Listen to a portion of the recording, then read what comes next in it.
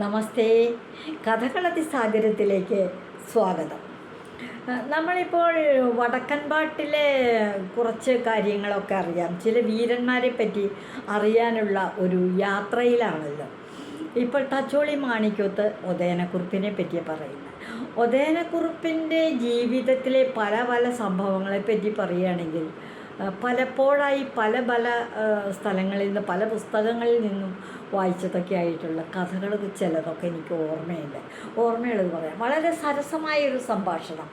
ഒതേനക്കുറുപ്പ് കുറിക്കുകൊള്ളുന്ന മറുപടി പറയുന്ന, എന്നാൽ അത് ഒട്ടും കേൾക്കുന്നവർക്ക് അതിന് ഒരു ദേഷ്യമൊന്നും തോന്നാത്ത, തികച്ചും ഫലിതമായിട്ടുള്ള വിധത്തിൽ മറുപടി പറയുന്ന ചോദ്യങ്ങളും ഉത്തരങ്ങളും ഒക്കെ സംഭാഷണങ്ങൾ നടത്താൻ പ്രാപ്തിയുള്ള ഒരാൾ കൂടിയായിരുന്നു ഒതേനക്കുറുപ്പ് എന്ന് പറഞ്ഞാൽ. വാളും പരിചയവും ഉറുമിയും തടയും മടയും അങ്ങനെ മാത്രമല്ല പയറ്റ്, നാക്കുകൊണ്ടുള്ള ഒരു പയറ്റ് തെളിഞ്ഞ ആളാണ് കുറുപ്പ്.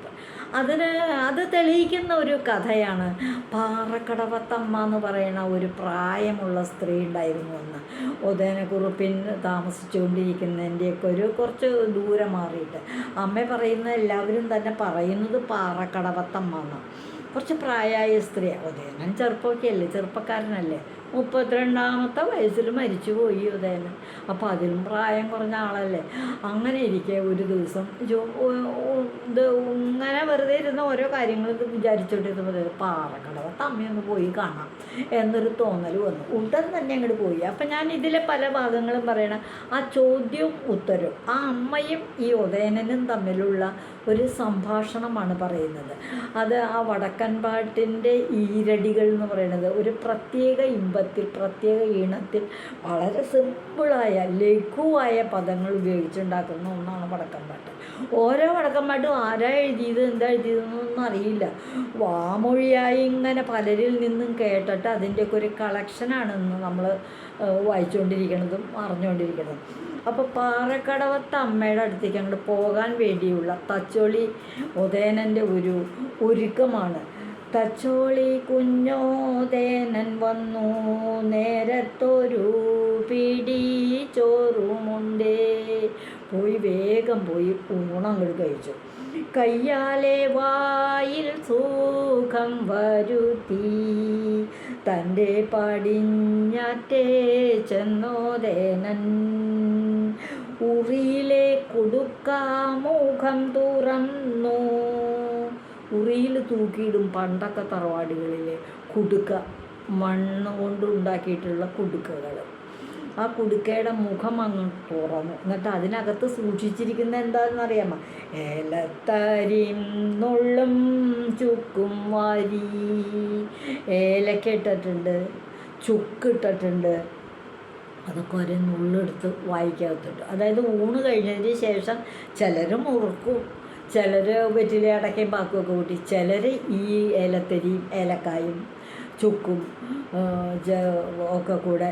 ഇപ്പോഴും ഹോട്ടലുകളിൽ ഊണ് കഴിഞ്ഞ് പുറത്ത് കിടക്കുമ്പോൾ വെളുത്ത് പിരുന്നൂരുടെ സാധനം തന്നെയല്ലേ. എന്തിനാ? വായിക്കൊരു സുഖം ഉണ്ടാകാൻ വേണ്ടി.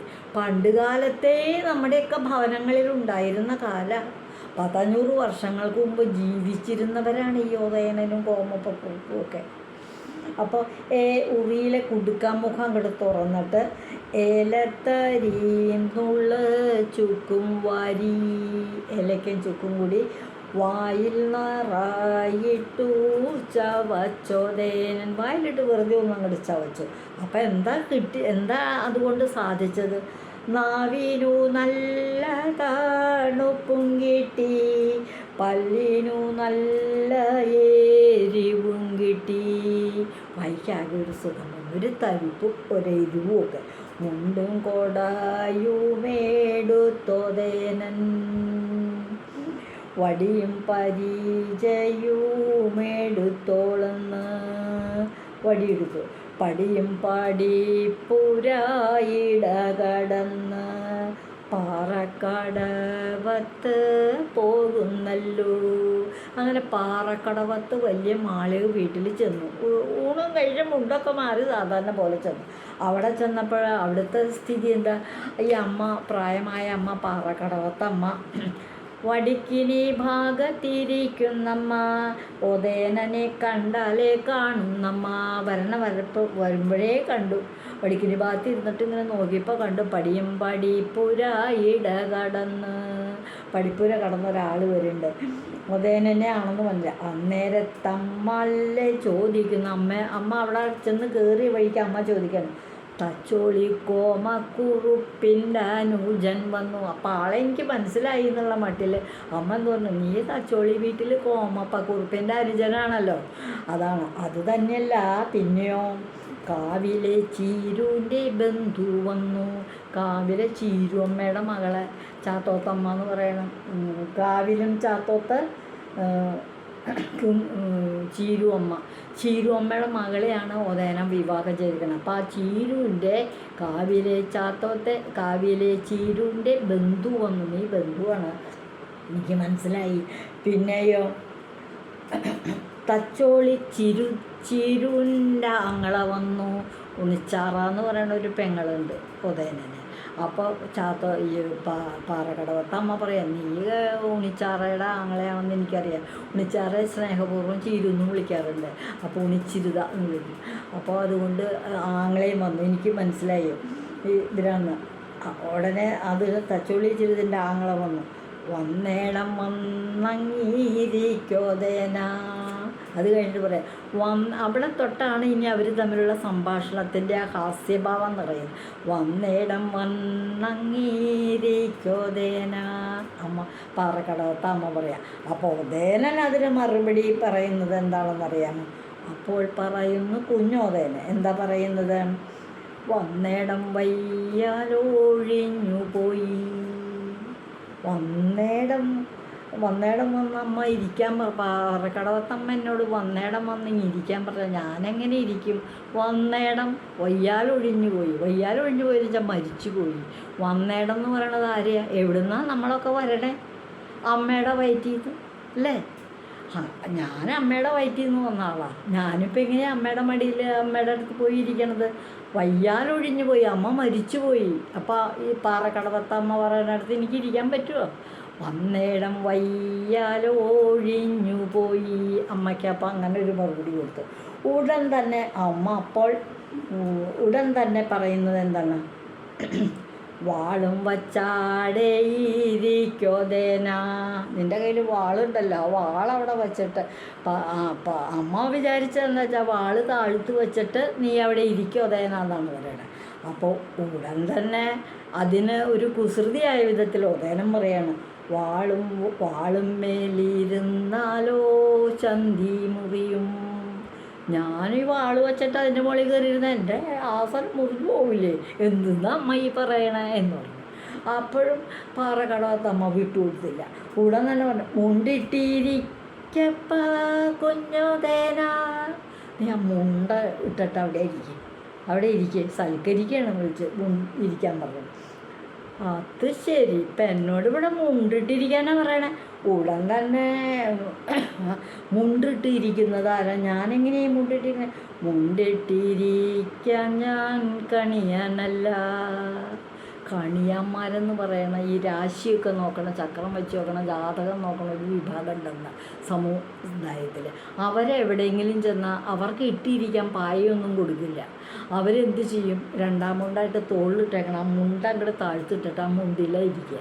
അപ്പോൾ മുണ്ടിട്ടിരിക്കുന്നത് കണിയാന്മാരാണ്. അപ്പോൾ ഉദയനൻ ഉടനെ പാറക്കടവത്തമ്മോട് പറയാം, മുണ്ടിട്ടിരിക്കാൻ ഞാൻ കണിയാനല്ല, ഞാൻ കണിയാനൊന്നല്ല.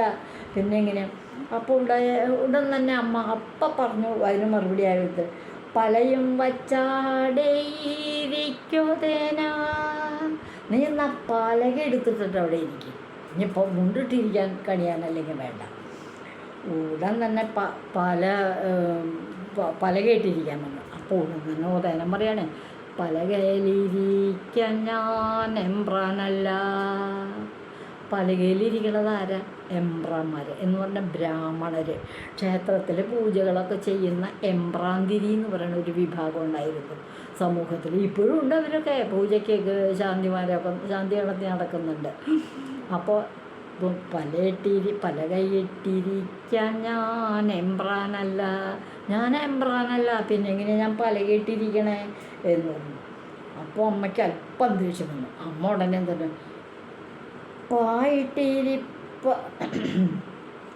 പായിലിരിക്കപ്പ കുഞ്ഞോദേന, എന്നാൽ കുഞ്ഞോദേന നീ ആ പായ എടുത്തിട്ട് പായലിരിക്കുക എന്ന് പറഞ്ഞു. ഉടൻ തന്നെ അങ്ങനെ പറഞ്ഞപ്പോൾ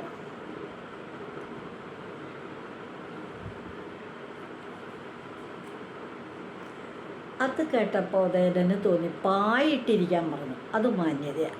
അപ്പം അതിലേക്ക് എത്തിക്കുകയാണ് വേണ്ടത്. സാധാരണയായിട്ട് ആരെങ്കിലും വിശേഷാൽ വന്ന പണ്ട് കാലത്തെ അതിഥികൾ വന്ന പായ ഇട്ട് കൊടുക്കും. പായയിലാണ് ഇരിക്കുക. അങ്ങനെയാണ് സ്വീകരിക്കേണ്ടത്.